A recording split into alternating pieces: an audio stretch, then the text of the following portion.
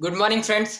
इस वीडियो में हम लोग ये जानेंगे कि गवर्नमेंट हम लोग से कितने तरीके के टैक्सेस लेती है और एक गवर्नमेंट जो टैक्सेस लेती है इनसे जो कलेक्शन होता है इस कलेक्शन का करती क्या है। लोगों को चालान काटती है, जीएसटी लेती है, इनडायरेक्ट वो इनकम टैक्स लेती है। सारे टैक्सेस का करती क्या है आखिर में गवर्नमेंट? इतना सारा पैसा जो है कहाँ रेगुलेट कर देती है गवर्नमेंट? और क्या हम लोग सिलेंडर बांटने से गरीबी हम लोग दूर कर सकते हैं? और इसमें हम इस वीडियो में ये भी जानेंगे कि हम लोग इंडियन की इकोनॉमी को कैसे रेगुलेट कर सकते हैं, how we can regulate the Indian economy, और हम लोग इकोनॉमी को कैसे ऊपर की तरफ ले जा सकते हैं। साथ में इस वीडियो में हम लोग ये भी जानेंगे कि जीएसटी क्या है, जीएसटी के एडवांटेजेस क्या है, डिसएडवांटेजेस क्या है। अभी 2016 में हमारी जीएसटी लागू की गई थी और जबकि अभी तक 2021 चल रहा है, 2021 खत्म होने वाला है, 22 आने वाला, लेकिन लोगों को अभी तक पता ही नहीं है कि जीएसटी असल में है क्या, इसके क्या क्या एडवांटेजेस, क्या क्या डिसएडवांटेजेस हैं। एक गवर्नमेंट इतने सारे टैक्सेस लेती है, इसको कैसे रेगुलेट करती है और हम लोग कैसे इकोनॉमी को ऊपर ग्रोथ की तरफ ले जा सकते हैं। और किसानों की प्रॉब्लम जो भी बहुत ज्यादा चल रही कि उनका राशन जो है हम लोग कैसे मैनेज करें, उनके जो रेट है, आलू है, सब्जी है, उसका रेट हम लोग क्या रखें, तो इस चीज को भी हम लोग कैसे मैनेज कर सकते हैं। तो इन्हीं सभी छोटी मोटी चीजों या बड़ी बड़ी चीजों के बारे में हम लोग इस वीडियो में एकदम ब्रीफली जानेंगे।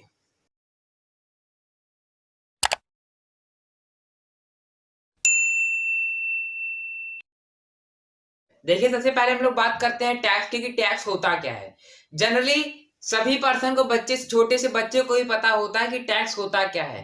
टैक्स एक ऐसा जनता पे लगाया हुआ सरकार के द्वारा कर है जो किसी गवर्नमेंट को, स्टेट को या कंट्री को रन करने के लिए जनता से यानी पब्लिक से लिया जाता है, उसे टैक्स बोलते हैं। टैक्स सबको पता होता है, लेकिन सबसे पहले बात करते हैं कि टाइप्स ऑफ टैक्सेस क्या होता है। देन हम लोग समझेंगे कि जीएसटी क्या है और जीएसटी के क्या क्या एडवांटेजेस हैं, क्या क्या डिसएडवांटेजेस हैं, जीएसटी से हमें कितने सारे फायदे मिले और इससे इंडिया की इकोनॉमी पे कितना नुकसान पड़ा, कितना असर पड़ा, और इसे गरीबी दूर हुई कि नहीं हुई, और हम लोग किसानों की समस्या को कैसे हल कर सकते हैं। तो अभी इन सभी चीजों पे चर्चा करेंगे। तो देखिए, सबसे पहले बात करते हैं कि जीएसटी हमारी कितने, सॉरी, टैक्स की बात करते हैं। सबसे पहले टैक्स की बात करते हैं कि टैक्स हमारे कितने टाइप्स के होते हैं। तो देखिए, जो टैक्स होते हैं हमारे जनरली टू टाइप्स के होते हैं। एक होता है हमारा डायरेक्ट टैक्स और दूसरा होता है इनडायरेक्ट टैक्स। डायरेक्ट टैक्स से आपको नाम से ही पता चल रहा है कि ऐसा टैक्स जो हमसे डायरेक्टली लिया जाए उसे डायरेक्ट टैक्स बोलते हैं। और इनडायरेक्ट टैक्स से को पता लग रहा है जो हमसे डायरेक्टली ना लेके इनडायरेक्टली लिया जाए, मतलब कि जब हम कोई सामान खरीदें या बेचें तो उस पे जो हमसे इनडायरेक्टली टैक्स लिया जाए तो उसे बोलते हैं हम लोग इनडायरेक्ट टैक्स। देखिए, डायरेक्ट टैक्स क्या है। डायरेक्ट टैक्स जैसे कि आपका रोड टैक्स आप भरते हो, रोड टैक्स भरते हो, वाटर टैक्स भरते हो, हाउस टैक्स भरते हो, इनकम टैक्स भरते हो, और क्या, इनकम टैक्स भरते हो यही, और कॉर्पोरेशन टैक्स भरते हो आप लोग। तो ये सारे जितने भी टाइप के टैक्सेस है, जैसे कि यहाँ पे लिखा हुआ है, ये सारे जो टैक्सेस होते हैं ये होते हैं सारे डायरेक्ट टैक्सेस। बात करते हैं अब इनडायरेक्ट टैक्सेस की। तो देखिए, इनडायरेक्ट टैक्स में आपके ऐसे टैक्सेस आते हैं जो कि आपसे किसी सामान पे खरीदी या बिक्री पे लिया जाए, जैसे कि excise duty, custom duty, value added tax, यहाँ पे लिखा हुआ वैट, वीएटी से वैल्यू टैक्स, ये बहुत इंपॉर्टेंट है। इसके बारे में मैं दूसरे वीडियो में आपको इन सभी टैक्स के बारे में करके समझाऊंगा, लेकिन अभी तो जीएसटी पढ़ रहे हैं तो इनको समझाने से ज्यादा उलझ जाएंगे, तो हम लोग इनके बारे में नेक्स्ट वीडियो में आपको बताएंगे। ठीक, तो ये सारे टैक्सेस लगते हैं। इन जो जो जीएसटी, असल में जो जीएसटी है, जीएसटी लाई गई थी वन नेशन वन टैक्स के तहत जो है जीएसटी इंडिया में लाई गई थी। इंडिया में जीएसटी क्यों लाई गई थी? तो इंडिया में GST one nation one tax के तहत जीएसटी लाई गई थी कि हमारा एक एक देश में सिर्फ एक ही टैक्स हो। लेकिन ऐसा नहीं है, यहाँ पे सिर्फ किया क्या गया कि सिर्फ जो इनडायरेक्ट टैक्स है इसी इनडायरेक्ट टैक्स पर ही सिर्फ जीएसटी लाई गई।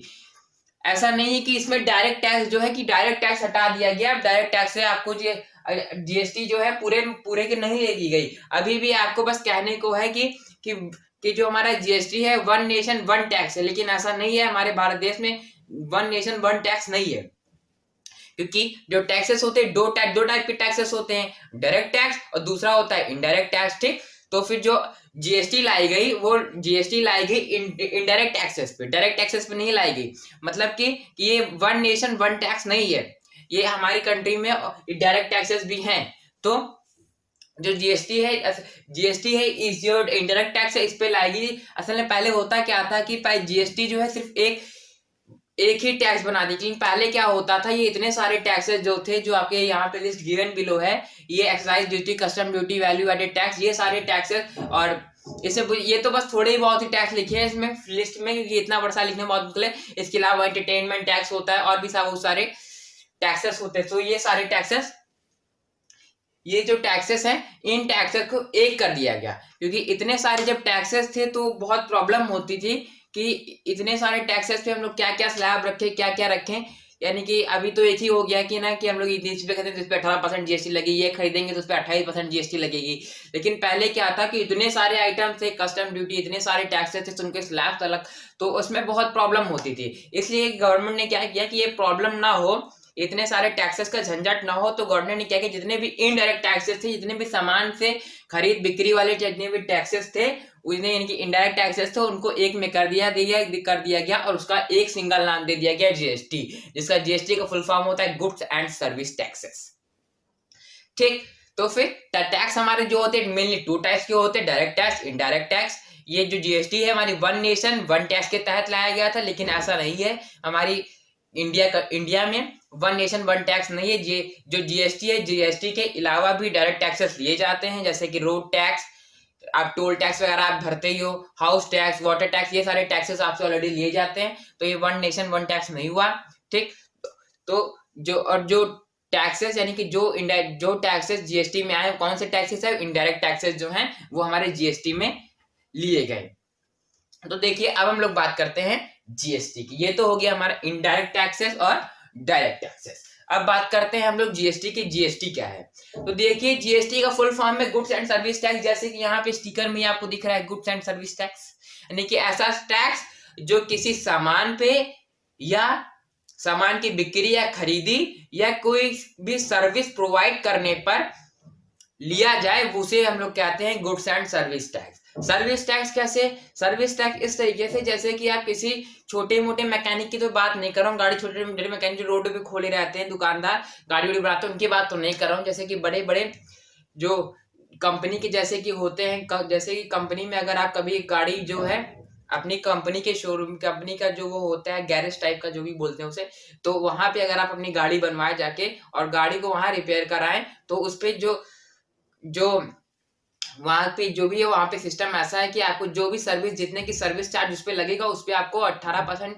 जो जीएसटी है वो चार्ज पे करनी पड़ेगी, तो उसे बोलते हैं सर्विस टैक्स। गुड्स तो आपको पता ही है, नॉर्मल हम चीनी खरीदे तो उस पर टैक्स मिल रहा है, तो गुड्स है चीनी, चाय पत्ती वगैरह, ये सब जितने हमारे गुड्स में आते हैं, सामान, सीमेंट, पुट्टी, पेंट, ये सब हमारा आता है गुड्स में, तो ये होते हैं गुड्स एंड सर्विस टैक्स। तो देखिए जो जीएसटी है, अभी लोगों को ये नहीं पता है कि जीएसटी हमारी कितने टाइप्स की है।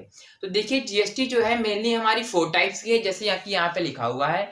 एक होता है हमारा सीजीएसटी, दूसरा होता है एसजीएसटी, तीसरा होता है आईजीएसटी और चौथा होता है यूटीजीएसटी। कौन कौन सा, सीजीएसटी, एसजीएसटी, आईजीएसटी और यूटीजीएसटी।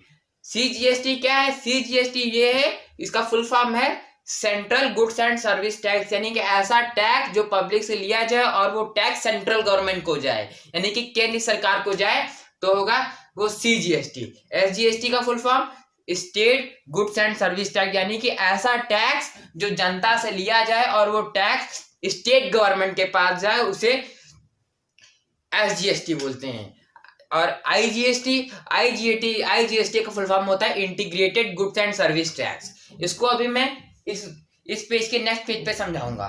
ठीक, और तीसरा आता है हमारा यूटीजीएसटी। यूटीजीएसटी क्या है, तो यूटीजीएसटी वो जीएसटी है, इसका फुल फॉर्म है यूनियन टेरिटरी जीएसटी, जो यूनियन टेरिटरीज जो जनता से लिया जाए और उसको जो पैसा जो टैक्स वसूल हो उसे यूनियन टेरिटरीज को दिया जाए। तो जीएसटी हमारी कितने टाइप्स की, जीएसटी हमारी होती है 4 टाइप्स की।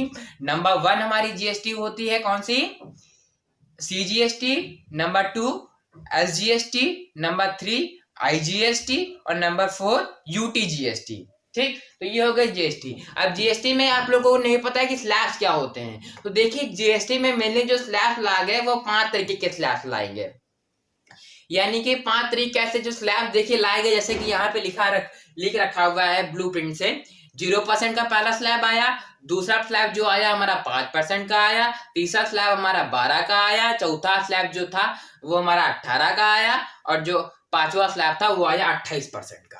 कितने कितने परसेंट का? 0% का, 5% का, 12% का, 18% का और 28% का, ये स्लैब लाए गए। मतलब स्लैब का ये है कि जो चीजें हम किस पे कितना सारा टैक्स लगा रहे हैं, यानी कि जो चीजें हमारी प्राइमरी गुड्स है, जिन्हें हमें जीने के लिए जो हमें गुड्स चाहिए, जो हमें चीजें चाहिए, उसे गवर्नमेंट ने रखा 0% पे।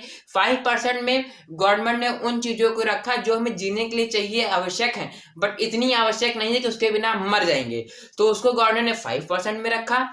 12% में उससे ऊपर वाले को रखा, 18% में थोड़ा उससे लग्जरी वाले आइटम रखा, और जो 28% का टैक्स है वो सबसे लग्जरियस आइटम में रख दिया गया। लेकिन जो आइटम्स के स्लैब लगाए गए वो तो एक पर्टिकुलर, जैसे कि हम गवर्नमेंट की नजरों से देखें, हम गवर्नमेंट रन कर रहे हैं उस हिसाब से देखें तो ये स्लैब बहुत सही है। लेकिन अगर हम गरीब आदमी की देखें, जैसे इन्होंने लगा दिया, बहुत गरीब आदमी देखे तो उसके लिए कोई अगर लग्जरियस वर्क लेता है बाय पैसा जोड़ जोड़ के, तो उसके लिए बहुत प्रॉब्लम्स होगा। तो इस प्रॉब्लम्स के बारे में हम समझेंगे एडवांटेजेस एंड डिसएडवांटेजेस में। तो ये हो गया हमारे टाइप्स ऑफ जीएसटी और स्लैब्स ऑफ जीएसटी। अब हम लोग बात करते हैं कि हमारा सीजीएसटी, एसजीएसटी, आईजीएसटी और यूटी जीएसटी लगता है कस्टम ड्यूटीज ये सब है क्या। तो देखिए हम लोग ये इस वाले पेज पे देखते हैं, जैसे कि यहाँ पे आप देख रहे हो एक एनिमेटेड मैप यहाँ पे लगा हुआ है और नीचे रेड कलर से लिखा हुआ है कस्टम ड्यूटी, एक्साइज ड्यूटी वगैरह, और यहाँ पे हमारा लिखा हुआ है CGST, SGST, UT GST, IGST. तो देखिए सीजीएसटी, अब इस मैप के संबंध आप जानते हैं कि सीजीएसटी, जैसे कि मैंने भी बताया, सीजीएसटी सेंट्रल गवर्नमेंट को जाता है। अब सेंट्रल क्या, जैसे कि ये हमारे भारत देश का नक्शा है, तो यहाँ पे सेंट्रल, तो ये जो पूरा भारत देश हुआ है सेंट्रल हुआ ना, तो ये तो पूरा केंद्र है, तो ये तो पूरा केंद्र हो गया। अब केंद्र का मतलब ये है कि सीजीएसटी भारत के हर राज्य में लगेगा, और जितना भी सीजीएसटी भारत के हर राज्य से कलेक्ट होगा वो राज्य सरकार को यानी केंद्र सरकार को दे दिया जाएगा। अब एसजीएसटी जैसे कि इस मैप में आप देखो, मैप में क्या सभी जानते हैं कि हमारे भारत देश में कुछ कितने सारे स्टेट है, उत्तर प्रदेश है, मध्य प्रदेश है, छत्तीसगढ़ आपके स्टेट्स हैं भारत देश में। तो अब ये सीजीएसटी होता है वो इन स्टेट, ये उस पर्टिकुलर स्टेट से गवर्नमेंट लेती है, यानी कि उस पर्टिकुलर स्टेट की पब्लिक से गवर्नमेंट लेती है और फिर स्टेट गवर्नमेंट के पैसा चला जाता है। फॉर एग्जांपल ऐसे समझ लीजिए कि उत्तर प्रदेश है, हमारा उत्तर प्रदेश है, हम उत्तर प्रदेश के निवासी हैं। अब गवर्नमेंट जो है हमसे, हम लोग कोई सामान खरीदते हैं तो गवर्नमेंट जो टैक्स, हम लोग जो टैक्स, जिसमें दो जो बिल बनेगा, दो टैक्सेस का बनेगा। एक बनेगा सीजीएसटी, आईजीएसटी, वो तो अगर यहीं पे बना भी समझाता हूँ, उसमें बहुत डिफरेंस है। पहले सिंपली ऐसे समझ लेते हैं, जैसे कि हम लोग उत्तर प्रदेश के निवासी हैं तो इसमें एक टैक्स आएगा एसजीएसटी। जब बिल लिखेंगे तो एसजीएसटी जो गवर्नमेंट हमसे लेगी वो स्टेट गवर्नमेंट, यानी कि हमारे अभी स्टेट गवर्नमेंट का सीएम कौन है, योगी जी, यानी कि वो योगी जी के पास चला जाएगा। पर्सनली योगी जी के पास नहीं जाएगा, स्टेट गवर्नमेंट के पास जाएगा, बट ऐसे फॉर एग्जांपल ऐसे मतलब पैसा जो है हम लोग देंगे वो योगी जी के पास चला जाएगा। तो ये होता है एसजीएसटी। अब बात करें आईजीएसटी। आईजीएसटी यानी कि integrated goods and service tax. ये बहुत इंपॉर्टेंट पार्ट है इन टाइप्स ऑफ जीएसटी का। इंपॉर्टेंट सभी है बट ये थोड़ा कॉम्प्लिकेटेड है। देखिए है क्या, ऐसे एग्जांपल समझिए कि इंटीग्रेटेड आईजीएसटी है क्या। इंटीग्रेटेड आईजीएसटी देखिए होता क्या है, इसमें जब कोई भी सामान हमारे, इंटीग्रेटेड जीएसटी तब लगता है जब कोई भी सामान हमारे स्टेट से ना खरीद के किसी दूसरे पर्टिकुलर स्टेट से खरीद के और यहाँ बेचे, तो वो होता है हमारा आईजीएसटी। तो देखिए इंटीग्रेटेड आईजीएसटी में होता क्या है कि जब हम कोई भी शॉपकीपर जब कोई भी गुड्स पर्टिकुलर जो इसी स्टेट का रहने वाला है वो इस स्टेट से गुड्स ना खरीद करके किसी दूसरे स्टेट से वो गुड्स मंगाए और अपने स्टेट में बेचे, तो वहां पे लगता है आईजीएसटी। देखिए इस मैप के हेल्प से और एक छोटे से एग्जांपल की हेल्प से समझते हैं। देखिए आईजीएसटी होगा क्या। देखिए सबसे पहले फॉर एग्जांपल ऐसे समझ लीजिए एक ए लिमिटेड कंपनी है और दूसरी कंपनी आपकी है बी लिमिटेड। ए लिमिटेड जो सेटअप करती है उसका सेटअप है उत्तर प्रदेश में, और जो बी लिमिटेड है उसका जो सेटअप है वो है मध्य प्रदेश में। यानी कि जो ए लिमिटेड है हमारी कहाँ पे, वो है हमारी उत्तर प्रदेश में, बी लिमिटेड जो है एमपी में है, ठीक है, यानी कि मध्य प्रदेश में। अब फॉर एग्जांपल ऐसे समझिए जो ए लिमिटेड है, ए लिमिटेड ए लिमिटेड यानी कि बी लिमिटेड से बोलती है जो कि मध्य प्रदेश में है कि मुझे आपको सामान देने की, ऐसा एग्जांपल समझ लीजिए ए लिमिटेड बी लिमिटेड से बोलती है कि बी लिमिटेड कहाँ है, मध्य प्रदेश, यानी कि जब ए लिमिटेड बी लिमिटेड से कुछ सामान खरीदेगा और वह ए लिमिटेड अपने यानी कि उत्तर प्रदेश में बेचेगा तो वहां पे लगेगा आईजीएसटी। देखिए कैसे, अब आईजीएसटी पहले देखिए होता क्या था कि पहले जब ऐसा होता था कि ये इतने सारे जो स्टेट है, हर एक स्टेट का टैक्सेस अलग होते थे। तो हर एक स्टेट है, किसी स्टेट का होता था 12%, किसी का 14%, किसी का 8%, तो किसी का 6%। अब हर एक स्टेट का टैक्सेस अलग होने की वजह से क्या जो कंपनी पर्टिकुलर हर एक डिफरेंट स्टेट्स में वर्क कर रही है उसे बहुत बहुत प्रॉब्लम होती थी कैलकुलेटिंग करने में। और सबसे ज्यादा प्रॉब्लम जो होती थी वो एमएनसी कंपनी को होती थी। एमएनसी कंपनी जो है जब इंडिया में आती थी सोचती थी कि इंडिया में तो हर एक स्टेट का टैक्सेस अलग अलग है, कहीं हमारा ज्यादा फायदा हो रहा है तो कहीं हमारा ज्यादा नुकसान, तो कहीं हमारा नुकसान हो रहा है। तो इस जो एमएनसी कंपनी यानी कि मल्टीनेशनल कंपनीज होती थी वो कंफ्यूज हो जाती थी बाहर की कि हम इंडिया में कहाँ कहाँ क्या टैक्स है और कैलकुलेट करें। तो जो एमएनसी मल्टीनेशनल कंपनी होती थी वो सोचती थी कि इंडिया से अच्छा है कि इंडिया में तो पता नहीं कैसा भारत देश है, वहां पे तो हर एक स्टेट का अलग अलग टैक्सेस है, तो वो भारत देश में सेटअप ना करके किसी दूसरे पर्टिकुलर स्टेट में फॉर एग्जाम्पल चाइना में चली जाती थी। ठीक है, तो अब लेकिन हुआ क्या कि अब सारे जो इनडायरेक्ट टैक्सेस थे, ये इतने सारे एक्साइज ड्यूटी वगैरह जो हैं ये सब उनके बहुत अलग, हर एक स्टेट के अलग अलग थे। तो अब लेकिन अब जीएसटी आ गई। अब जीएसटी में तो पर्टिकुलर स्लैब चढ़ गए, पर्टिकुलर आइटम पे बस इतना परसेंट पड़ेगा। तो हर एक स्टेट पे जितने भी टैक्सेस अलग अलग पड़ रहे, किसी का 12%, किसी का 6%, किसी का 8%, तो वो पूरे इक्वल हो गए। ठीक, तो अब होता क्या है इंटीग्रेटेड। तो पहले जो होता था कि जो कंपनी की ए लिमिटेड यहाँ पे और बी लिमिटेड जो मध्य प्रदेश में, यहाँ पे होता क्या था, अगर ए लिमिटेड बी लिमिटेड से सामान लेती तो यहाँ पे जो गवर्नमेंट है जो यानी कि मध्य प्रदेश है जो सामान बेचती तो वो भी उस पर टैक्स लेती और जो उत्तर प्रदेश है वो भी उस पर टैक्स लेता। लेकिन अब क्या हुआ कि जब यूपी वाला यानी कि ए लिमिटेड बी लिमिटेड सामान खरीदेगा तो होगा क्या, जो टैक्स इनको जो जीएसटी बिल बनेगा इनका वो वहां पे लिख के आएगा। जीएसटी जो उसका बिल बनेगा कुछ ऐसा बनेगा, यहाँ पे देखिए बिल बने, यहाँ पे लिखा जाएगा। इसको हम लोग समझते हैं एक बिल से, ये जैसे कि एक बिल है, इस बिल में साफ साफ लिखा हुआ है आईजीएसटी, यानी कि आईजीएसटी का मतलब होता है जीएसटी में क्या किया जाता है कि सीजीएसटी और एसजीएसटी को मिला के सिंपली लिख दिया जाता है आईजीएसटी। ये बिल जैसे कि आप यहाँ पे देख रहे हो। लेकिन देखिए अब आईजीएसटी यहाँ पे लग गया। अब आईजीएसटी में क्या होगा कि पहले जब कस्टम ड्यूटीज वगैरह लगती थी तो इस यूपी भी टैक्स लेता और एमपी भी टैक्स लेता, जिससे कि सामान बहुत महंगा हो जाता था। फॉर एग्जाम्पल यही सोच के जीएसटी लाया गया तो इससे सामान बहुत सस्ता हो जाएगा। लेकिन कुछ गवर्नमेंट की अनवांटेड यानी कि अनचाही और असमझदारी वाली पॉलिसीज ने इसको गड़बड़ा दिया पूरे को, जिससे कि इकोनॉमी हमारी और खराब हो गई। देखिए हुआ क्या यहाँ पे, जो बाय चांस अगर तब की बात करें कस्टम ड्यूटीज वगैरह थी तो तब क्या होता था, ये भी आपसे टैक्स लेती थी, ये भी टैक्स लेती थी, यानी यूपी भी टैक्स लेता था, एमपी भी टैक्स लेता था एक पर्टिकुलर गुड्स पे।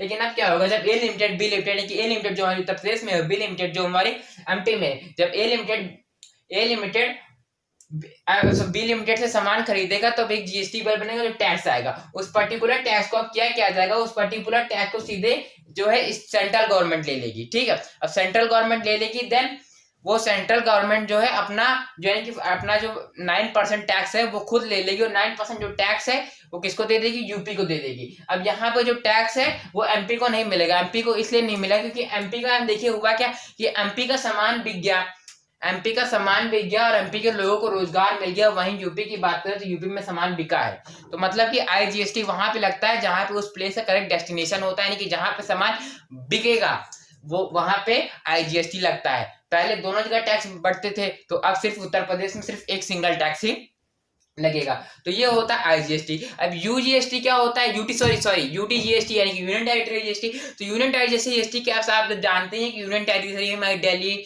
जम्मू एंड कश्मीर जैसे यूनियन टेरिटरी है तो वहां पे सीधे यूटीजीएसटी लग जाता है। जैसे कि यहाँ पे सिंपली आईजीएसटी लगा तो वहां पे सिंपली एक यूटीजीएसटी लिख जाएगा, यूटीजीएसटी करके। फॉर एग्जांपल इस बिल पे देखते हैं यहाँ पे लिखा हुआ यूटीजीएसटी, तो इसी सिंपली 18% लगा हुआ ये है। सेम इसी तरीके से बिल कटता है यूटीजीएसटी का। तो ये होते हैं हमारे सीजीएसटी, आईजीएसटी, यूटीजीएसटी और एसजीएसटी। इस तरीके से कटते हैं हमारे और इस तरीके से गवर्नमेंट टैक्स लेती है। पूरा जितना भी कलेक्शन है जीएसटी से होता है ए टू जेड इसी तरीके से परफॉर्म किया जाता है। अब देखिए अब हम लोग बात करते हैं कि कौन कौन से स्लैब पे क्या क्या आइटम रखा गया। तो देखिए 0% के स्लैब पे हमारे रोजमर्रा की चीजें रखी गई, जैसे कि जो कि हमें जीने के लिए आवश्यक है, वैसी चीजें जिनके बिना हम नहीं जी सकते, तो लगभग और तो उन चीजों को 0% के स्लैब में रखा गया है। जैसे कि हमारा दूध हो गया और अंडा हो गया, ये गेहूं हो गया, चावल हो गया, जो गेहूं चावल तो गवर्नमेंट राशन में भी बांटती है, नमक हो गया, तो इन सभी चीजों पे 0% का टैक्स लगता है। अब बात करें 5% टैक्स की, तो 5% टैक्स ऐसी लगती है जो हम नॉर्मली रोज पीते हैं, खाते हैं, और उनका बहुत लग्जरियस नहीं है। जैसे कि आपकी टी हो गई, यानी कि चाय पत्ती हो गई, शुगर यानी कि चीनी हो गई, तो ये सारी जैसे कि चीजें आती है, इसमें बहुत सारी लिखी हुई है आपके सामने जैसे देख रहे हैं। तो ये बहुत सारी चीजें जितनी 5% में डाली गई। और जो हमारा क्या कहते हैं 12% का जो स्लैब आया उसमें हम लोगों ने बल्ब को डाला, फ्रूट को डाला, तो उसमें गवर्नमेंट ने बल्ब, फ्रूट वगैरह चीजों को इसमें रखा गया। अब 18% की बात करें तो 18% में आपकी पुट्टी रखी गई, पेंट रखे गए, कपड़े रखे गए, और यही पंखे वगैरह ये सब रखे गए आपके 18% के स्लैब में। और जो आपका 28% में रखा गया आपकी गाड़ी रखी गई 28% के स्लैब में, यानी कि जितने 2 व्हीलर 4 व्हीलर जो है ये लग्जरियस आइटम गवर्नमेंट ने माना तो उसको 28% में रखा। या आपकी जो सीमेंट है घर में लगती है उसको 28% में रखा। तो इन सभी चीजों को गवर्नमेंट ने 28% में रखा। और जो स्लैब का सिलेक्शन है 28 वगैरह परसेंट का, इन्हीं से तो पूरी इकोनॉमी खराब हो गई। अब इसको हम लोग समझते हैं एडवांटेजेस और डिसएडवांटेजेस वाले पेज में।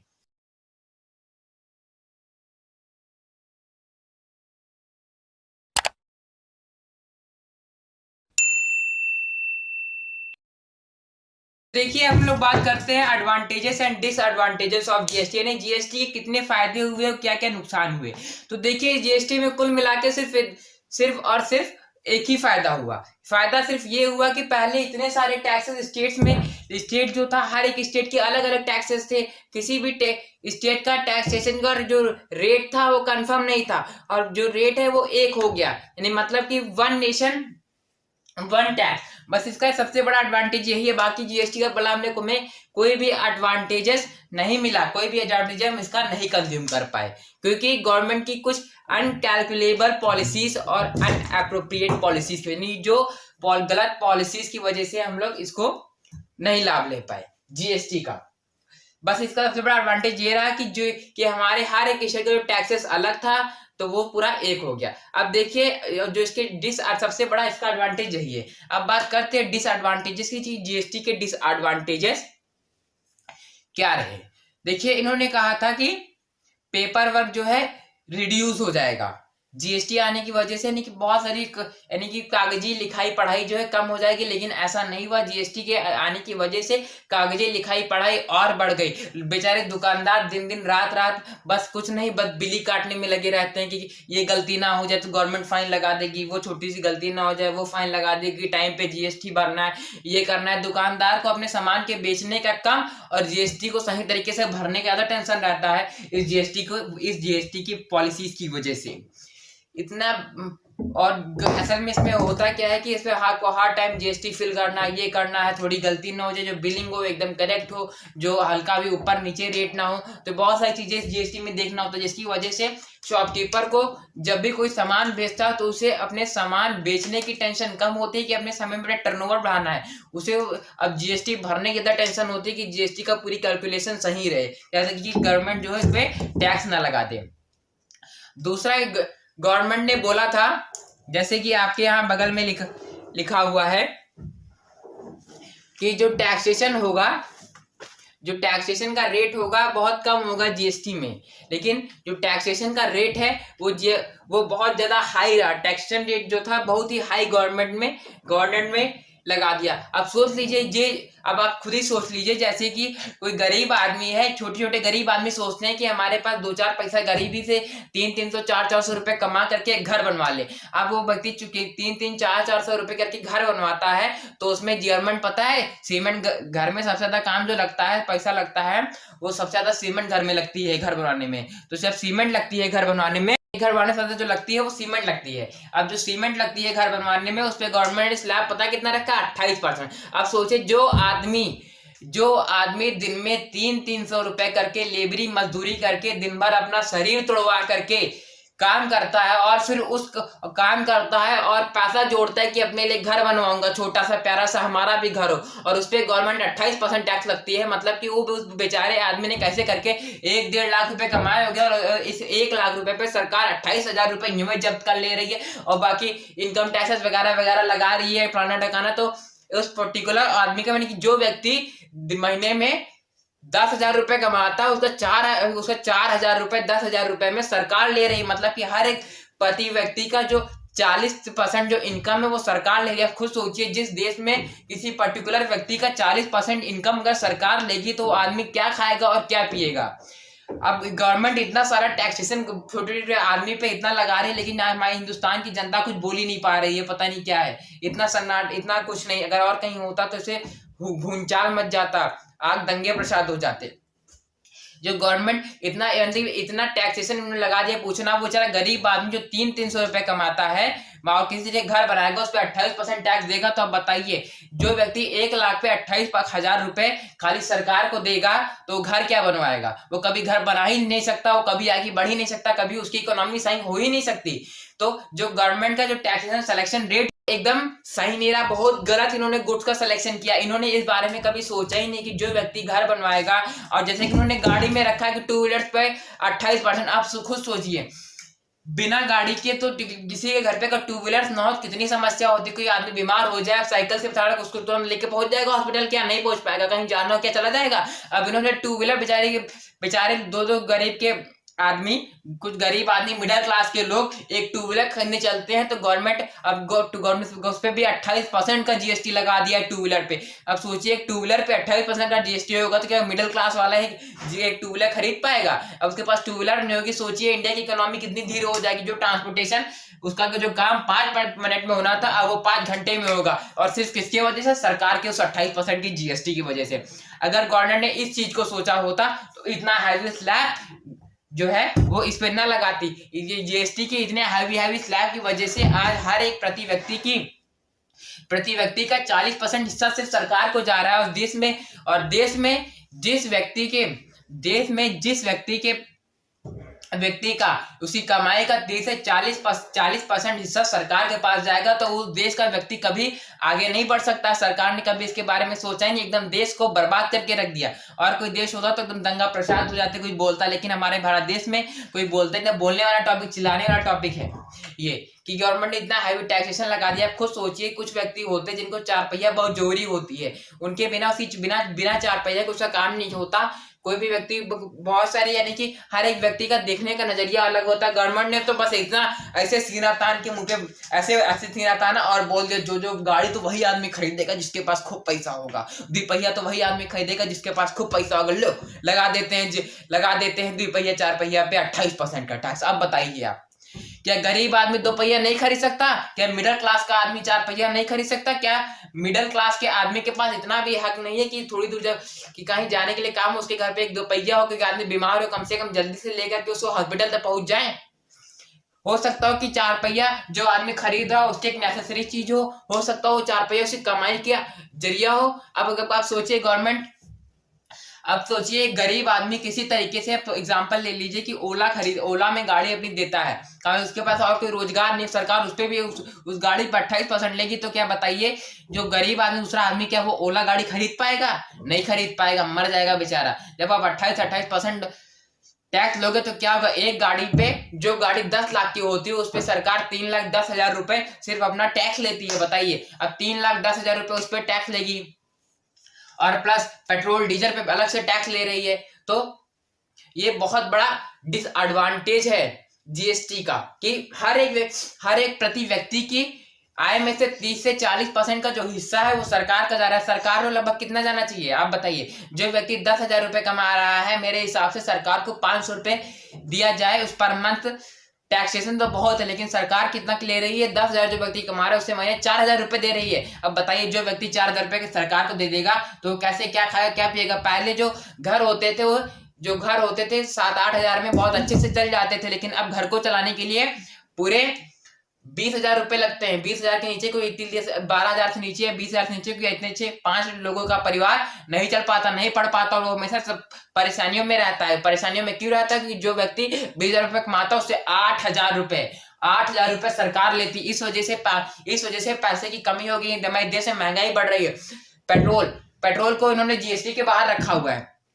पेट्रोल को जीएसटी पे पेट्रोल सीएनजी को जीएसटी के बाहर रखा हुआ। खूब अब बताइए, पेट्रोल की कीमत, असली कीमत अगर बाजार में लाके बेचे, पेट्रोल की असली कीमत मात्र सिर्फ और सिर्फ 60 रुपए पर लीटर है। अब 60 रुपए पर लीटर में आप कहीं से भी पेट्रोल लाके यहाँ आराम से बेच सकते हो। सरकार को कोई नुकसान नहीं। सरकार आज कितने में बेच रही है? 100 रुपए लीटर, 95 रुपए लीटर। अब आप बताइए, इतना हैवी टैक्सेशन के बाद कोई भी व्यक्ति इकोनॉमी किसी भी कंट्री की ग्रोथ हो ही नहीं सकती। तो ये सारी चीजें जो गवर्नमेंट ने रखी, बहुत सारी प्रॉब्लम क्रिएट हुई। दूसरा इन्होंने कहा कि इस पे जो पॉलिसीज हैं हमारी बहुत अच्छी है, इससे कंट्री बहुत रंगी, इससे इकोनॉमी बहुत बढ़ेगी। देखिए, इन्होंने जो जीएसटी में पॉलिसीज लाई, एप्लीकेबल पॉलिसी, अप्रोप्रिएट पॉलिसी नहीं रखी। जैसे कि मैंने खुद ही बताया, गरीब आदमी सीमेंट लेता है, तो आप बताइए गरीब आदमी के ऊपर आप 28% टैक्स लेंगे, उसकी इकोनॉमी कभी जिंदगी में सही सुधर सकती है? गरीब आदमी का मिडिल क्लास आदमी होगा, उसकी भी इकोनॉमी एकदम जहन्नुम बन जाएगी। आप खुद सोचिए, 10,000 रुपए में 4,000 रुपए सरकार को ले जाएगी, बताओ 6,000 रुपए में आदमी क्या खाएगा, क्या मरेगा? 300 रुपए एक लेबर दिन में 300 रुपए कमाता है, और खुद होटल पे जाके 2 पूड़ी नहीं खाता है, मगर सरकार को टैक्स देता है। किस लिए देता है? क्योंकि सरकार जो पैसा, जो आदमी वो सरकार को टैक्स दे रहा है, सोचता है सरकार मेरे बच्चों को पढ़ाएगी, लिखाएगी, मेरे परिवार को आगे बढ़ाने में सफल है, मेरे देश को स्वच्छ एवं सुंदर बनाएगी। लेकिन सरकार, आपकी पता है पैसा कहाँ खर्चा कर रही है? मस्जिद में, मंदिर में पैसा खर्चा कर रही है। नमस्ते ट्रम्प में खर्चा कर रही है। जितना पैसा 150 करोड़ रुपए नमस्ते ट्रम्प में खर्चा हुआ था, अगर 150 करोड़ रुपए स्कूल बनाने में लगाते तो अच्छे 1 नंबर के परफेक्ट स्कूल 15 स्कूल तैयार होते उतने में। एक अच्छे से अच्छा स्कूल बनाने में 10 करोड़ की लागत आती। 10 करोड़ में बहुत अच्छा स्कूल खुल जाता है, मीडियम वर्ग का एक अच्छा, जिससे कि उस पर्टिकुलर स्कूल में कुछ बच्चों को अच्छी से अच्छी शिक्षा दी जा सके। लेकिन नहीं, आज प्राइवेट स्कूल में 10,000 रुपए शिक्षा लेने वाला टीचर में बच्चे जो अपने पेरेंट्स हैं, यानी कि माता पिता अपने बच्चे को उस 10,000 टीचर्स पढ़ा जाए कि सरकारी स्कूल में जो टीचर होता है 70 से 80 हजार रुपए, 60-70 से 80 हजार रुपए लेता है सब बच्चा। लेकिन जो माता पिता है वो अपने बच्चे सरकारी स्कूल में ना भेज करके उस प्राइवेट स्कूल में भेज रहे हैं। क्योंकि हमें तो राम मंदिर में घंटा बजाना है, काशी में डुबकी लगाना है, इस वजह से।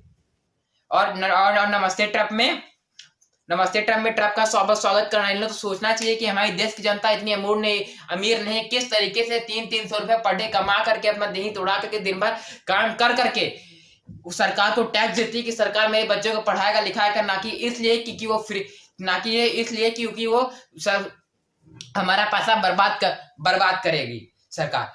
अब सोचिए, जो व्यक्ति 300 रुपए कमाएगा वो सरकार को इसलिए पैसा नहीं देता कि आप हमारे पैसे को बर्बाद करिए, उसे राम मंदिर में लुटाइए, घंटा भिजवाइए, काशी में डुबकी लगवाइए, या ट्रम्प का नमस्ते कीजिए। वो तो ट्रम्प को जानता भी नहीं है, वो तो बस इसलिए कहता है कि मेरा बच्चा कायदे से पढ़ लिख जाए और अच्छी तरक्की करे। देश में डेमोक्रेसी इसलिए लाई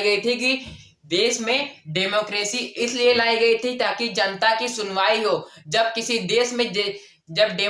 देश में जनता की सुनवाई ही नहीं हो रही तो उस देश में डेमोक्रेसी का क्या काम? वो तो एक तरीके से राजा का शासन हुआ, जो मोदी जी बोल देंगे बस वही होगा।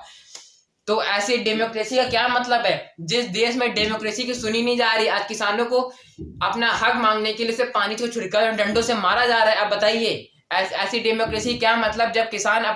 जब उस देश का अन्नदाता जाके अपनी सरकार से मांग करता है और उसके बदले में उसे डंडे मिलते हैं, तो ऐसी डेमोक्रेसी, ऐसा लोकतंत्र बनाने से क्या फायदा जब उसकी उस देश में सुनी ही ना जाए?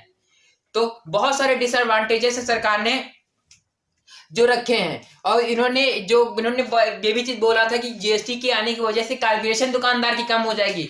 लेकिन इसमें हुआ क्या कि इतनी कैलकुलेशन हो गई दुकानदार पागल हो जाए, उसके बाल झड़ जाए, उसका इतनी मतलब कि उसकी दुकान से सामान से ज्यादा तो उसमें कैलकुलेशन हो गई है। एक बड़े दुकानदार के पास लगभग 1000 से 12 से 2000 12 उससे ज्यादा भी होते थे, लेकिन उसके दुकान के बानों से ज्यादा तो जीएसटी की कैलकुलेशन होती है। अब आप बताइए कोई दुकानदार क्या अच्छे से अपनी दुकान को सर्वाइव करा पाएगा, क्या रन करा पाएगा? नहीं करा पाएगा। और ऊपर से आप उसके जितना तो दुकानदार का टर्नओवर नहीं होता है उतना सरकार उससे ले लेती है। फॉर एग्जाम्पल पता है जिस पाइप की बात कर रहा हूँ, जब पानी वाले प्लम्बिंग पाइप पड़ते हैं उस पाइप पे एक दुकानदार 10 रुपए नहीं कमा पाता है, लेकिन सरकार उस पर 18% का टैक्स लेती है। एक दुकानदार अभी अपना पैसा लगा करके सामान बेच नहीं पाता, लेकिन सामान से बेचने से पहले सरकार पैसा कमा लेती है। लेकिन तब भी वो दुकानदार सिर तान के बोलता है कि मैं अपना पैसा जो है टैक्स से सरकार को दे रहा हूं। एक जो सीमेंट की बोरी होती है, सीमेंट की बोरी पे एक दुकानदार को 1 रुपया नहीं बचता है, लेकिन सीमेंट वाला जो होता है सरकार को टैक्स देता है। 1 रुपया सीमेंट की बोरी पे नहीं बचता है। पुट्टी की जो बोरी होती है उस पर 1 रुपया नहीं बचता है दुकानदार को, लेकिन फिर भी वो सरकार को टैक्स देता है। और सरकार को टैक्स इसलिए देता है क्योंकि सरकार हमारे देश को और हमारे बच्चों को आगे बढ़ाने का काम करेगी। लेकिन हमारी गवर्नमेंट सिर्फ और सिर्फ अपना नाम कमाने के लिए और लोगों से वोट लेने के लिए अब देश की जनता के पैसे का बर्बाद कर रही है। जितने भी फ्री स्कीम लाई जा रही है, जैसे कि फ्री में लैपटॉप बांटा जा रहा है, फ्री में स्मार्टफोन बांटा जा रहा है, फ्री में सिलेंडर बांटा जा रहा है, और जितने भी आधा ये कार्ड वार्ड बनाए जा रहे हैं फर्जी के हैं, इन सबसे इकोनॉमी उतनी ही बर्बाद और ढक्कन हो जाएगी। किसी दिन एक ऐसा दिन आएगा कि देश पूरा एकदम चरमरा के बैठ जाएगा कि किसी भी देश में किसी को फ्री में स्मार्टफोन लैपटॉप या फ्री में सिलेंडर बांटने से कोई भी देश अमीर नहीं होता, उसकी इकोनॉमी सही नहीं हो जाती। फॉर एग्जांपल ऐसे समझ लीजिए कि आप एक बार किसी गरीब को सिलेंडर दे देंगे, क्या वो दोबारा सिलेंडर भरवा पाएगा? या कि उसका आप मोबाइल दे देंगे, दोबारा के मोबाइल रिचार्ज करने की हालत में है आपका देश? ये आप जानते हैं? नहीं जानते। और उसी का पैसा आप लुटा रहे हो। क्या मतलब है? जो पैसा आप सिलेंडर बांट रहे हो, जो पैसा आप किसी के स्वागत में खर्चा कर रहे हो, जो पैसा आप काशी में डुबकी लगाने पे लगा रहे हो, जो पैसा आप काशी का ऑडिटोरियम बनाने में लगा रहे हो, जो पैसा आप राम मंदिर बनाने लगा रहे हो, अगर वो पैसा स्वास्थ्य, चिकित्सा और प्लस शिक्षा में लगा दिया जाए तो देश का रोजगार और प्लस देश के लोग शिक्षित बनेंगे और खुद इतने सक्षम बनेंगे कि हमारा देश भी चाइना अमेरिका की तरह तरक्की करेगा। आज भारत देश में सिर्फ बच्चे बनते हैं, आविष्कार नहीं। लेकिन चाइना में आविष्कार बनते हैं, बच्चे कम। ऐसा क्यों? क्योंकि हमारे भारत देश में हमारी सरकार बस इतना जानती है, ओम नमः शिवाय, काशी में डुबकी लगाए, बस, और कुछ नहीं। इसी वजह से हमारा देश पूरा बर्बाद हो रहा है। तो ये तो हो गया हमारे जीएसटी के एडवांटेजेस एंड डिसएडवांटेजेस। लेकिन आपको पता है कि जीएसटी में पेट्रोल, एलपीजी और क्या कहते हैं, पेट्रोल, एलपीजी और ये आपका पेट्रोल, एलपीजी और जो शराब होती है उसको जीएसटी में नहीं रखा गया। इस वजह से नहीं रखा गया है ताकि महंगा हो जाएगा। अब आप बताइए, इन्होंने पेट्रोल, जीएसटी और शराब को, इन तीन पेट्रोल, जीएसटी और शराब को जीएसटी में नहीं रखा कि महंगा हो जाएगा। अब आप बताइए क्या पेट्रोल सस्ता है? 60 रुपए लीटर पेट्रोल बिकना चाहिए। अब 60 रुपए पर 18% आप ऐड करोगे तो 90-95 रुपए लीटर नहीं आएगा। लेकिन तब भी कहती है इसमें टैक्स नहीं लगेंगे। बताइए, इसमें दुगना टैक्स लगा के रखा, देश की जनता को मारे डाल रहा है यहाँ। अब दूसरी चीज इन्होंने कहा कि शराब पे नहीं रखेंगे। शराब पे तो इतना टैक्स लगा दिया, वैसे शराब तो टैक्स लगाना ही चाहिए, वैसे भी वैसी चीज ही है, वो अलग की बात है। पर पेट्रोल तो ऐसी चीज नहीं है, इस पे आप लगा के रखो। एलपीजी सिलेंडर में इन्होंने मतलब 500-600 रुपए का एलपीजी सिलेंडर 900 रुपए, 1000 रुपए का बेच रहे हैं लगभग। इस समय तो 1000 रुपए के near about he LPG cylinder है। आप क्या बताइए एलपीजी सिलेंडर इतना होना चाहिए? सरकार मतलब 300 रुपए कमाने वाला आदमी खुद दोपहर में एक पूड़ी नहीं खाता, पेट नहीं भरता, सरकार को टैक्स देता है। इस वजह से कि सरकार हमें आगे बढ़ाने का काम करेगी, लेकिन सरकार ऐसा नहीं करती। तो ये हो गया advantage and disadvantages of GST.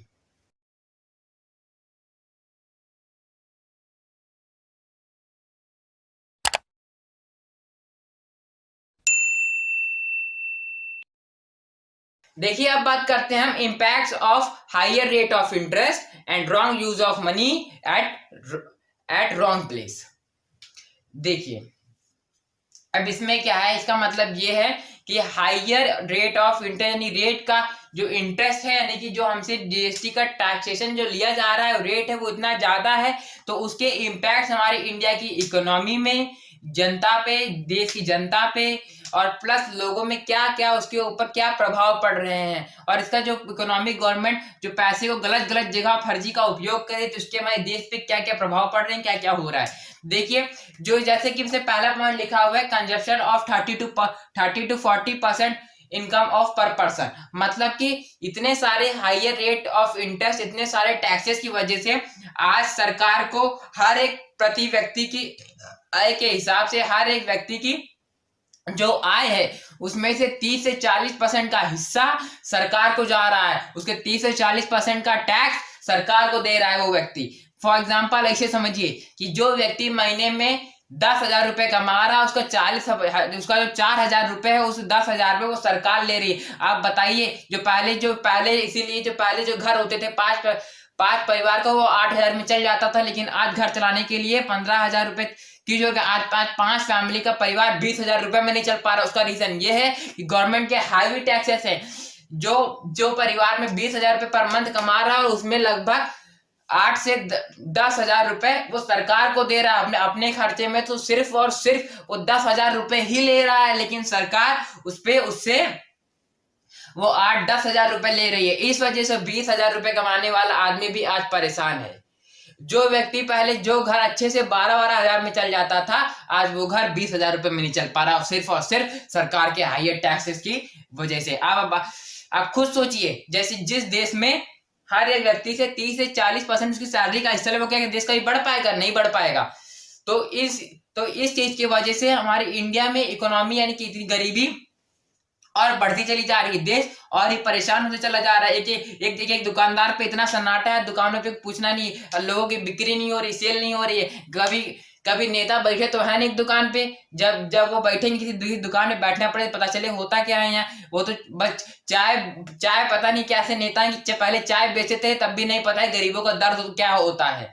एक गरीब मजदूर बेचारा 300 रुपए 300 रुपए करके वो टैक्सेस देता है, 300 रुपए महीने पर डे अपना देह तोड़वा करके 300 रुपए उसे शाम को मिलते हैं, और उसमें से भी वो 300 रुपए सरकार को देता है। तो बहुत बड़ी बात, छोटी बात नहीं है, लेकिन फिर भी सरकार की तो आंखें फूटी हुई है। जैसे कि इसमें दूसरा पॉइंट लिखा हुआ है यहाँ पे। दूसरा पॉइंट यहाँ पे क्या लिखा हुआ है? हायर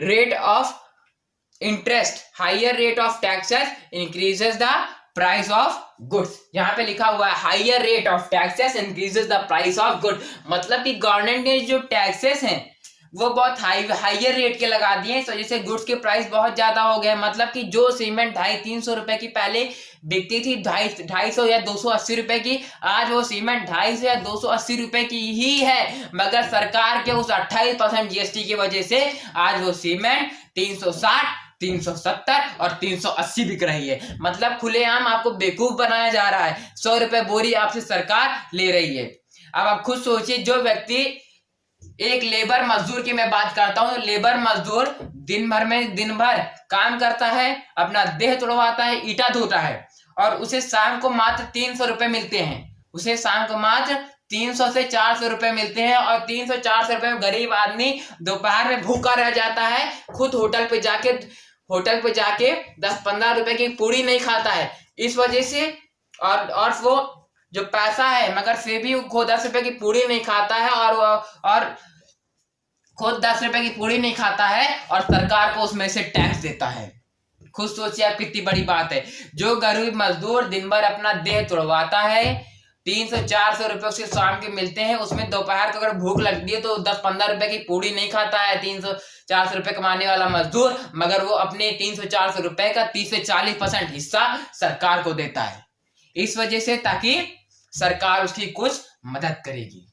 मतलब 30 से 40% हिस्सा सरकार उस गरीब आदमी का ले रही है। खुद सोचिए, लेबर मजदूर का 30 से 40% हिस्सा लोगे तो अगले जन्म में स्वर्ग भी नसीब नहीं होगा, एकदम नरखे में मिलोगे यहाँ। अब इतना हैवी टैक्सेशन, आप बताइए एक गरीब आदमी कितना कहाँ तक करे। पहले परिवार चलते थे 7-8 हजार में, आज परिवार चल रहे 20-25 हजार में। उसका रीजन क्या है? और सिर्फ हैवी टैक्सेशन। इतना टैक्स रेट तो कभी नहीं बढ़ा। पेट्रोल 60 रुपए का पेट्रोल 90, 95, 110 कहीं कहीं बेच रहे हैं। मतलब देश को पूरा लूटे खाए जा रहे हैं और कुछ नहीं है, और आपको बेवकूफ बना रहे हैं इसमें।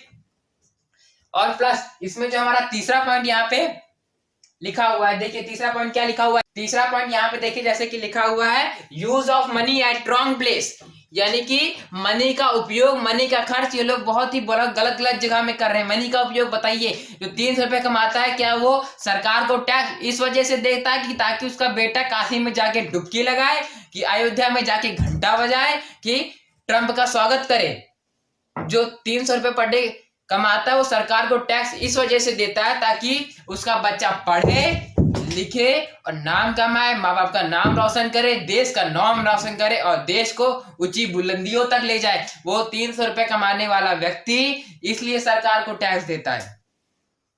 लेकिन हमारी गवर्नमेंट उस गरीब आदमी की पैसे का अहमियत नहीं समझ रही है। एकदम पाप, एकदम स्वर्ग भी ना मिले ऐसे जमाने में इसे काम कर रहे हैं। सोचिए आप, हाँ 300 रुपए कमाता, उसका पैसा बेचारी जनता कैसे, गरीब जनता कैसे काम करे, दिन भर काम कर करके कैसे कितनी मेहनत और लगन से काम करती है, और तब उसमें से सरकार को टैक्स देती है। और सरकार उस पैसे का सिर्फ और सिर्फ दुरुपयोग कर रही है।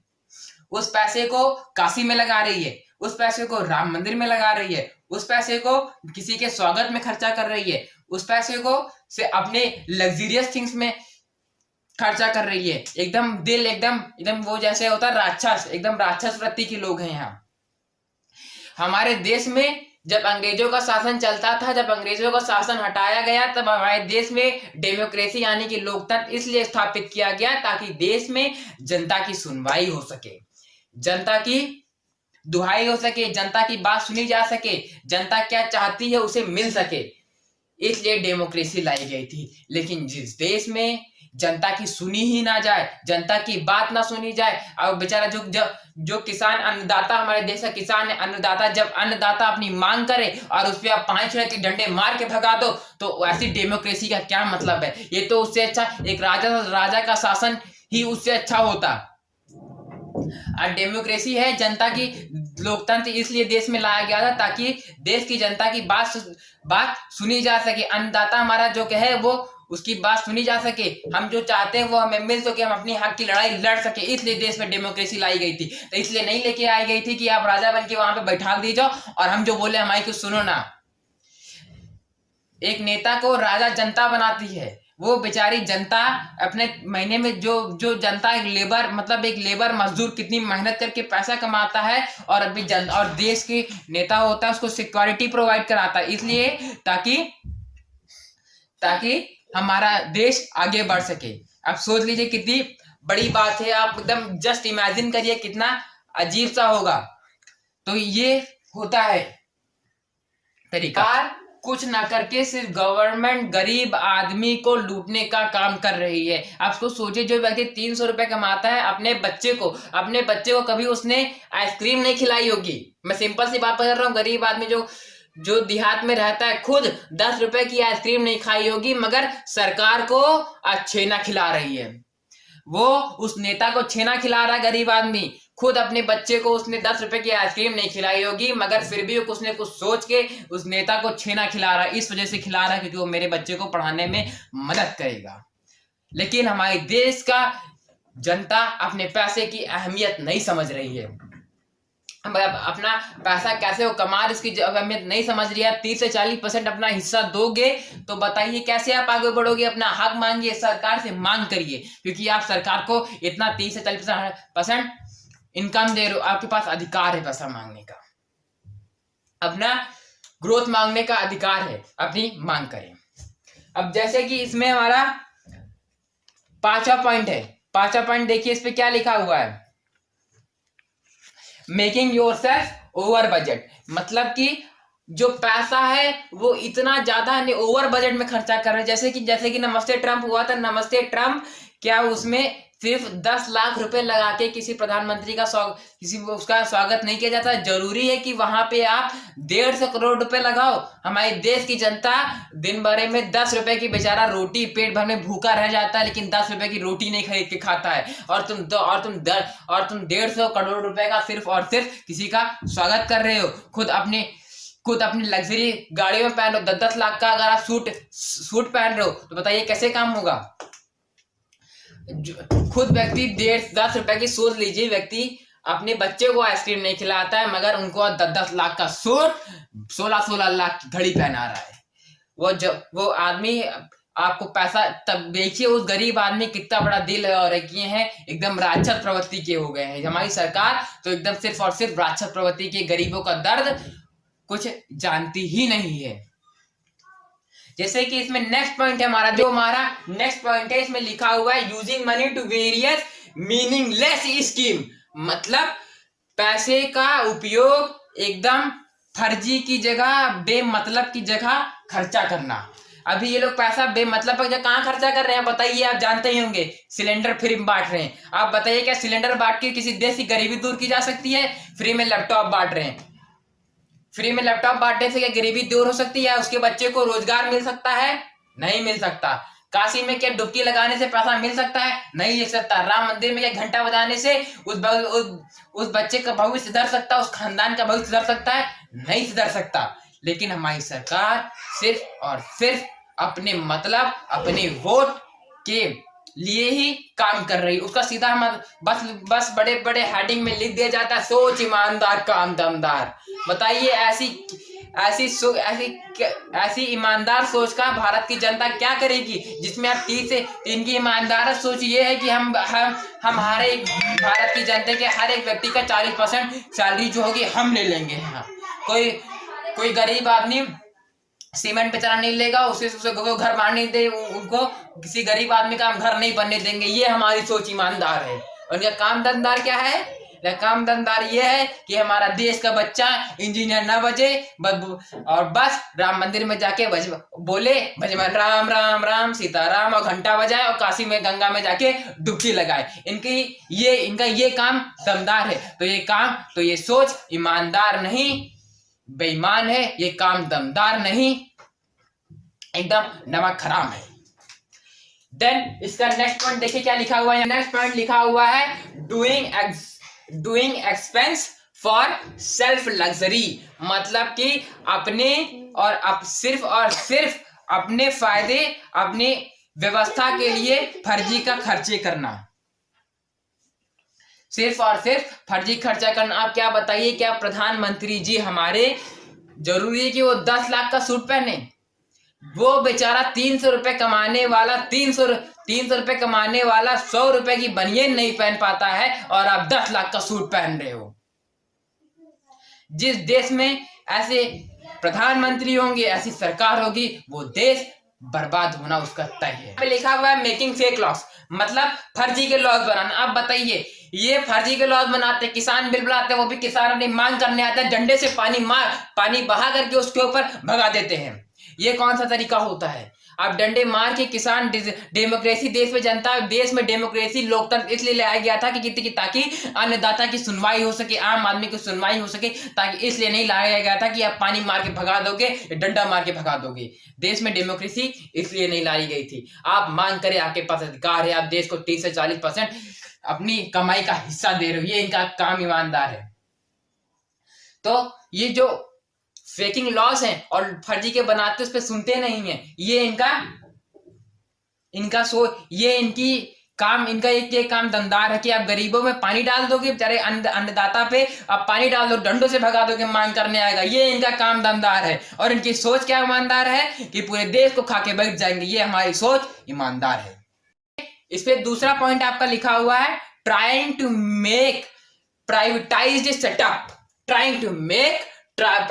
सेटअप, मतलब कि पूरे देश में प्राइवेटाइजेशन लाना, पूरे देश को प्राइवेट करना। अब आप बताइए, जिस ट्रेन को कौन चलाता है? प्रधानमंत्री चलाते हैं, गरीब आदमी चलाता है। गरीब आदमी ट्रेन को चलाता है। वो व्यक्ति जब 300 रुपए दे रहा है, वो अपनी सरकार में से दे रहा है, तो क्या उसके पास उतना भी हक नहीं है कि वो कम पैसे में कहीं पे ट्रैवल कर सके? है कि नहीं है? वो आपको अपनी इनकम का 30 से 40% हिस्सा दे रहा है, तो क्या उसके पास इतना भी हक नहीं है कि वो सस्ते में कोई लोन ले सके? है। वो क्या, वो गरीब आदमी जो 300 रुपए खुद रोटी नहीं खाता, उसके पास इतना भी हक नहीं है कि वो कम पैसे लगा के किसी से फोन पे बात कर सके है। लेकिन हमारे सोच ईमानदार काम दमदार, वही चीज है ना, सोच ईमानदार काम दमदार। ऐसी क्या ईमानदार सोच और ऐसा क्या ईमानदार काम। यहाँ पे जो व्यक्ति मतलब खुद खाता नहीं है और खुद एकदम, अगर चाहे कि मैं थोड़ा फ्री में थोड़ा कम पैसे लाके कहीं पे जा सकूं, ट्रेन लगाओ, तो उनको वो भी स्वीकार नहीं, इनको पेट में वो भी नहीं हजम हो रहा है। एक बेचारा किसान जो देश को अन्नदाता, जो देश को चला रहा है, देश की नींव है, एकदम देश का पिलर है, उसको भी हक नहीं है कि अपना सामान कहीं बेच सके या उसको कर सके। तो उसमें भी ये लॉज, बीच में लॉज को छोड़ दे रहे थे को वो तो हमारे भगवान जैसे अन्नदाता थे, जो इनसे एकदम बहादुरी की तरह एक फौज के आर्मी की तरह लड़ बैठे। नहीं तो देश एकदम ढक्कन हो जाता, एकदम खाली पाइप। हमारा जो भारत देश है, सरकार ने हमारे देश को एक पाइप देखा है अपने, पाइप, वो पाइप जैसे बाहर की तरह ढका होता है कि अंदर से एकदम पोला होता है, एकदम देश को उस हालत में पहुंचाने का हमारी सरकार काम कर रही है। देश में देखिए, डेमोक्रेसी इसलिए लाई गई थी ताकि जनता की सुनी जा सके। जिस देश में जनता की सुनी ही ना जाए तो ऐसा लोकतंत्र, ऐसी डेमोक्रेसी किस काम की। उससे अच्छा है कि इस डेमोक्रेसी को, इस लोकतंत्र को हटा दिया जाए और पूरा का पूरा राज शासन इन्हीं को दे दिया जाए। मतलब कि पूरा ढक्कन कर दिया है, किसी की सुननी ही नहीं है। डेमोक्रेसी देश की लाई, मतलब सुनना ही नहीं किसी की। तो देखिए, ये सारी चीजें हमारी गवर्नमेंट की, हमारे भारत देश की ये हकीकतें हैं, और आपके पास अधिकार है, मांग करें। ये समय है अभी मांग करने का, अपना अधिकार छीनने का। अगर आप अभी नहीं जगे तो आगे बहुत देर हो जाएगी, आप जगने के लायक नहीं बचेंगे। ये सरकार आपको सुला के मार डालेगी। इसलिए कह रहे, अभी आपके पास अधिकार है, मांग करें। अधिकार है, मांग करें। Thank you.